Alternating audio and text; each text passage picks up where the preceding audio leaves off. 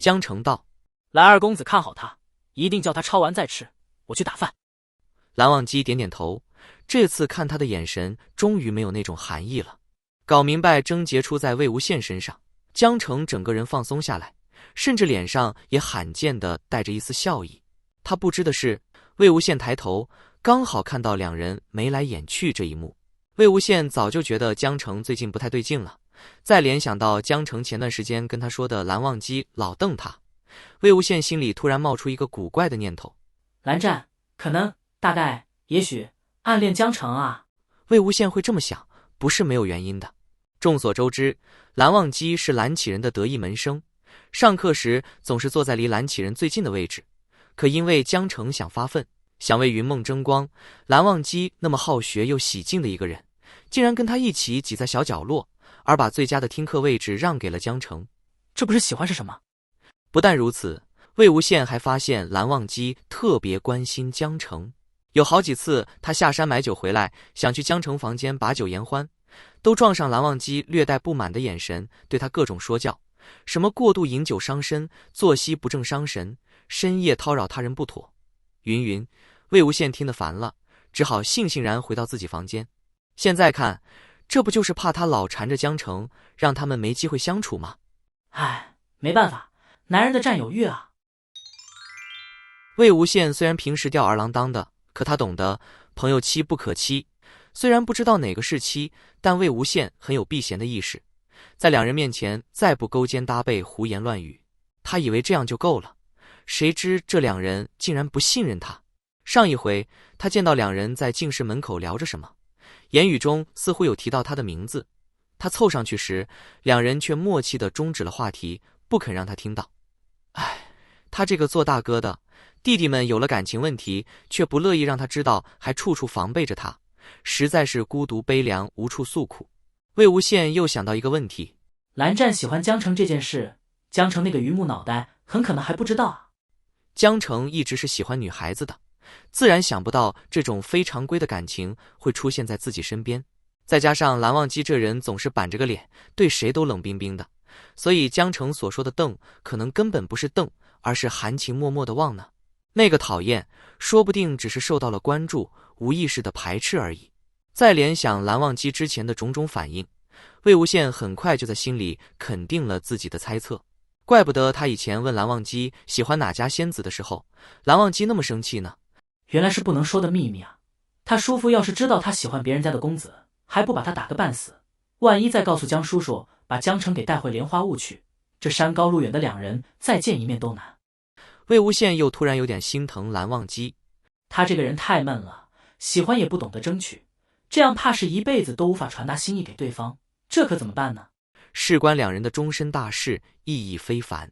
聂怀桑作为他们的好兄弟，魏无羡定是要找他商量的。于是他找了个两人都不在的时候，将聂怀桑拉到一边，小声说出了自己的推论：怀桑兄，有件事我觉得很有必要告诉你，我觉得蓝湛喜欢江澄。聂怀桑先是倒吸了一口凉气，表情跟魏无羡当初发现蓝忘机的心思时一模一样。确认四下无人后，聂怀桑神色古怪地看了他一眼：魏兄何以见得？魏无羡就把之前发生的事一一说给他听。聂怀桑听完，惋惜地摇了摇头：原来只是长得聪明，可惜了。可不是嘛，两个风华正茂的小伙子，放着大把的漂亮姐姐不喜欢，为什么要喜欢男人呢？真是可惜了。魏无羡叹了口气：这种事我实在不擅长，你说我们现在该怎么办？聂怀桑的反应有点耐人寻味，他摇了摇折扇：魏兄若想知道蓝忘机的想法，不如亲自去问问他。魏无羡觉得聂怀桑说的有道理，作为江澄的好兄弟，还有蓝忘机的朋友，他得问清楚两人心里的感觉。毕竟断袖不是小事，要是意志不坚定，是走不远的。魏无羡当机立断，先去找了江澄。江澄正苦读蓝启仁布置的课业呢。魏无羡啃着一颗苹果，在他周围晃了一圈，然后状似不经意的道：江澄，你不是说那蓝儿最近老偷看你吗？你能给我说说，他看你的时候，你有什么感觉吗？说不定我知道原因呢。江澄听他说偷看你，觉得哪里怪怪的，皱眉道：什么感觉？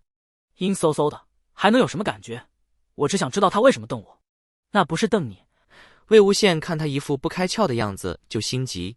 蓝湛这个人吧，不善言辞，有时候他想表达什么东西，就只能通过一些含蓄的方式，可太含蓄了，就容易引人误会。不过我娘说了，这样的人老实、靠谱，值得深交。江澄神色古怪地看了他一眼。你为什么突然这么夸他？你是不是又干了什么好事了？哪有？魏无羡趁热打铁道。我只是想说，他这个人有时候也挺招人喜欢的。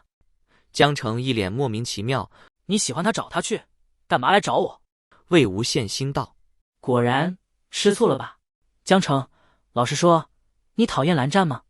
江澄听他啰里吧嗦讲了一堆没有重点的话，实在不知他要说什么，干脆不听，手一挥就要把人轰走。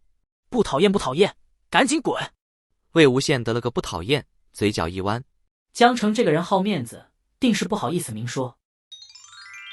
跟蓝忘机在藏书阁罚抄家规时，魏无羡就旁敲侧击，在他面前三句不离江澄。蓝忘机被他烦得不行，却也听出来他话里有话，终于将书合上，目光淡然道：你想说什么？魏无羡却问他：蓝湛，你喜欢云梦吗？蓝忘机愣了一下，思索片刻。你问这个做什么？魏无羡手指在桌上画着圈。喜欢一个人，一定也会喜欢他的家乡吧？蓝忘机眼睛微撑，说话都结巴了起来。不要胡说八道。魏无羡拿手支着脑袋。才不是胡说八道，我这是在书上看到的，爱屋及乌。人一旦有了心仪之人，他喜欢的东西，住过的地方都会变得不一样。你老实说，你是不是喜欢荷花，喜欢莲蓬，还偷偷想过以后去云梦看看？魏无羡双手撑在桌面，越说身体越靠近。可蓝忘机眼睛躲闪，偏不去看他。魏无羡瞧他这羞赧的模样，心里就确定了七七八八。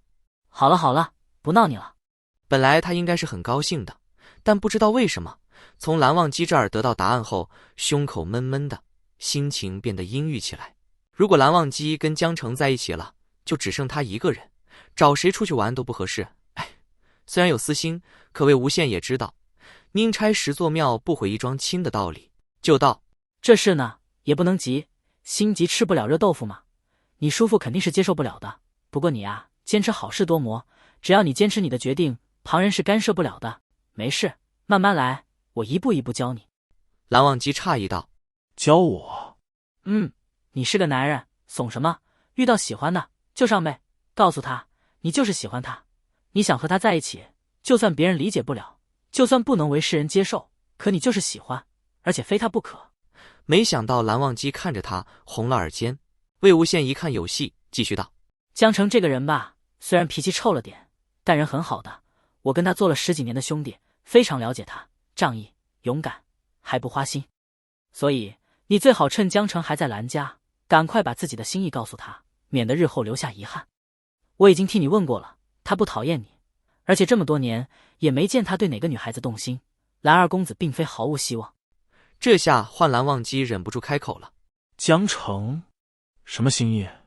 魏无羡一脸理所当然：你不是喜欢江澄吗？魏无羡几乎是眼见着蓝忘机的脸越发苍白冰冷。蓝忘机沉沉看了他一眼，见魏无羡一脸坦然，还以为他又是一时兴起在玩什么耍人的把戏，愤愤地道了声无聊，便将书放置一旁，起身离开了。魏无羡挠挠下巴，这人怎么还害羞了呢？真是不禁臊。后来魏无羡又提了一次这件事，蓝忘机好几天没理他，每次都碰一鼻子灰，魏无羡自己也觉得没趣，遂将此事作罢。其实要魏无羡描述他当时的心情，他一定是很纠结的。江澄和蓝忘机两人同为家中第二子，同样背负着家族使命，志同道合，惺惺相惜，这是他永远体会不到的。而问蓝忘机，则会得到完全不同的答案。魏无羡和江澄青梅竹马，情同手足，共同生活了10几年的默契，这是他永远追赶不上的。两人竟是因为同一人，心中涌出同样的酸涩。自从上次魏无羡说要去探探风声，已经过去了好几天，聂怀桑抑制不住好奇，主动找上魏无羡，让他讲讲事情进展的怎么样了。魏无羡看起来脸色不大好。蓝湛那个不解风情的，我只是叫他认真考虑考虑这件事，毕竟我们又不是常年在这儿求学。哎，不提了。别啊，认真考虑考虑。然后呢？聂怀桑听得津津有味。魏无羡摊手，然后他就叫我滚，脾气真是古怪。聂怀桑要笑，忙捂住了嘴。魏无羡用胳膊肘给了他一下。你还笑我？聂怀桑拍了拍他的肩膀。魏兄，你知道张冠李戴吗？你是不是？聂怀桑正欲再说，却见江澄怒气冲冲地走到他们旁边，三毒应声拔出。魏无羡，你是眼瞎了，还是脑子长歪了？我今天就劈了你这个祸害！江澄当时只觉得恼愤，却忘了问魏无羡，当时蓝忘机是什么反应。他冥冥中觉得蓝忘机应该是很难过的。魏无羡死后，蓝忘机和他几乎不碰面，不知是有意为之还是真的巧合。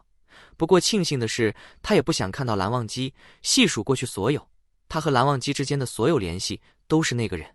待魏无羡再次回到莲花坞，江澄看到那棵熟悉的树，再看到树下那两个熟悉的人，意料之外的是竟然是蓝忘机，意料之中的是果然是蓝忘机，也只会是蓝忘机。